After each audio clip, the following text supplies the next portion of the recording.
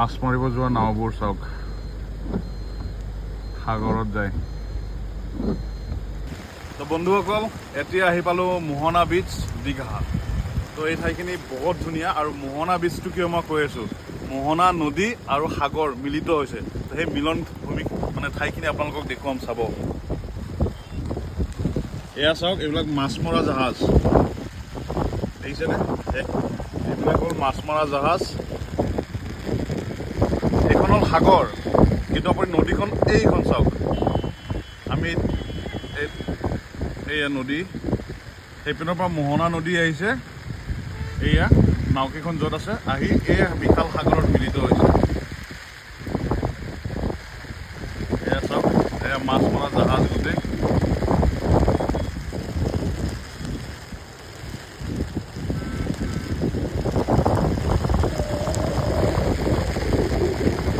চব মাছ মৰা জাহাজ।